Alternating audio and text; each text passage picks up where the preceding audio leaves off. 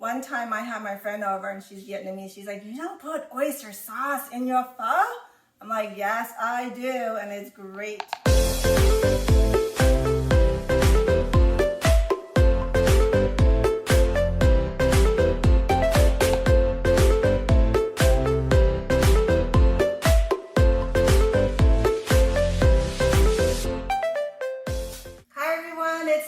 Again, I am so excited to show you how to properly dress your pho. Basically, pho is from many countries.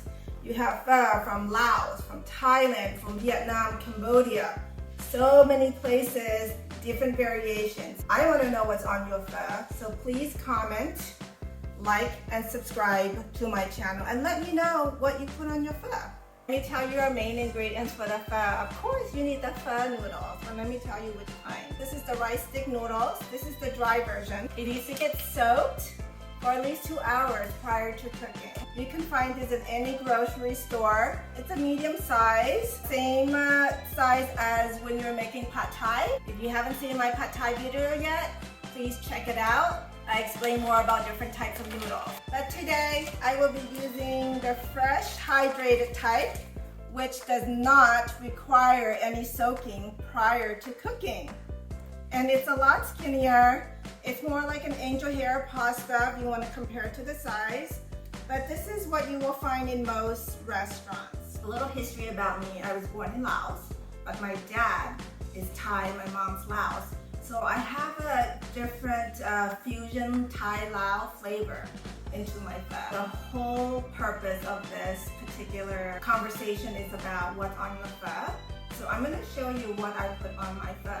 So first, I have crushed peanuts. Most people don't put crushed peanuts in their pho, but I do. And I like a creamy, nutty taste on my broth. Fried garlic.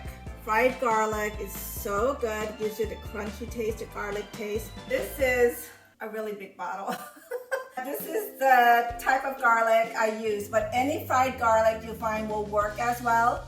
And you can also do it yourself. Just mince up some garlic, fry it with oil, and you have your fresh garlic. But I use it quite often, and I really like this. Anything I show here, again, I'm not affiliated with any particular brand or product. I'm just telling you what I use at home. So next, I have my famous chili garlic oil. I will make this to show you one day, but it's really good, spicy, and great shelf life. It's never gonna go bad. It's perfect to put on everything and anything.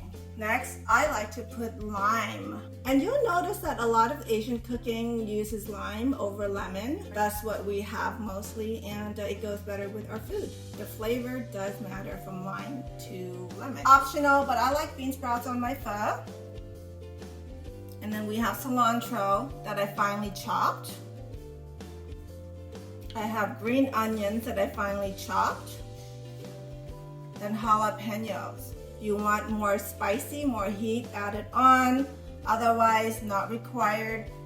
And this is like the Lao thing where if you're adding tangy citrus flavor, you add sugar to balance it out. I have to tell you, I don't have a Thai basil here, but that would have been perfect for the pho. But I just have to use what I have in my fridge today. I'm using mince, fresh mince. I'm just gonna pluck it later and put on my bowl. Then my husband, for some reason, loves red leaf or green leaf lettuce on his pho. As far as crushed peanuts, want to make sure that you use dry roasted peanuts for this. You don't want it salty, so make sure it's unsalted so it doesn't change the flavor or make your soup more salty. See this? This is hoisin sauce or plum sauce. Of course, everybody knows what Sriracha is about. I'll put that in there. And lastly, oyster sauce? Yes. One time I had my friend over and she's Vietnamese. She's like, you don't put oyster sauce in your pho? I'm like, yes, I do, and it's great. A lot of Lao people do this as well. That's all my topping for the pho. And next, I will show you what types of proteins I use for my pho. First of all, let's start with this beauty here. This is a filet mignon, but you can use any type of beef. But I like the filet mignon because it has that soft texture and it's just so good. I love it. Next are the meatballs. This is my favorite brand. If you guys have a different favorite brand, please let me know, because I can't always find this at the market.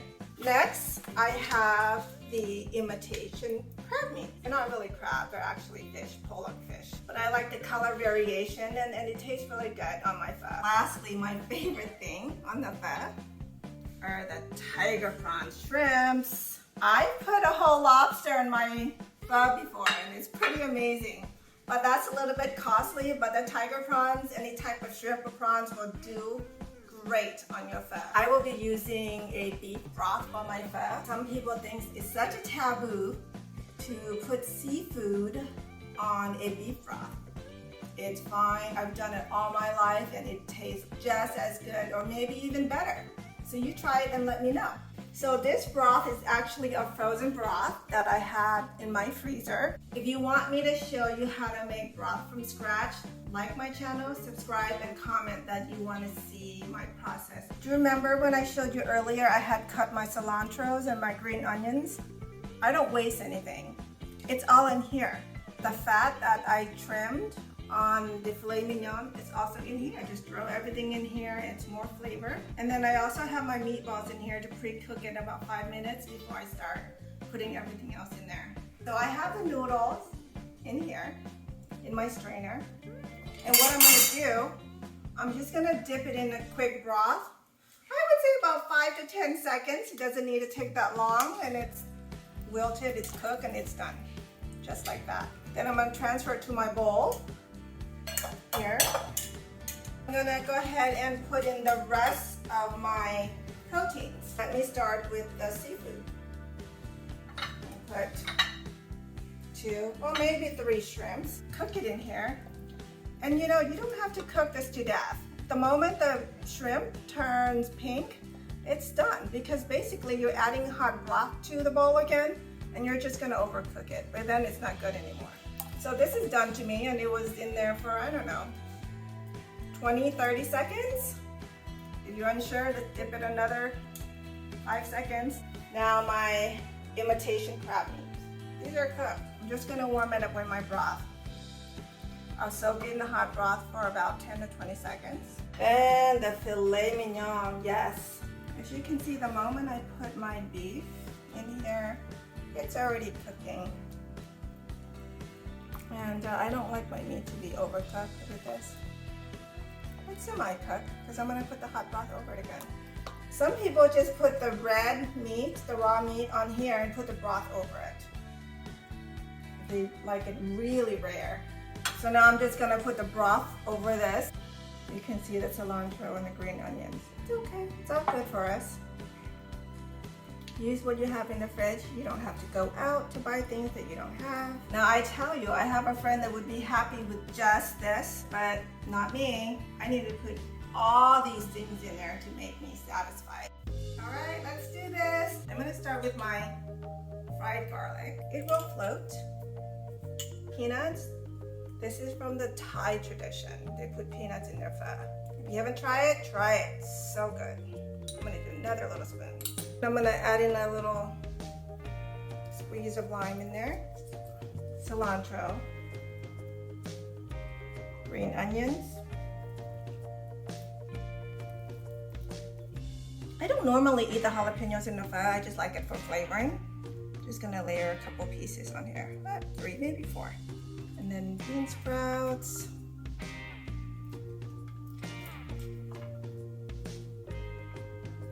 Remember when I said when you add lime, you always have to add sugar to balance it out? At least that's for the Laos tradition. So I'm doing a little, tiny little sugar in there. I'm gonna add in my mince. Just pluck the leaves off from the stem.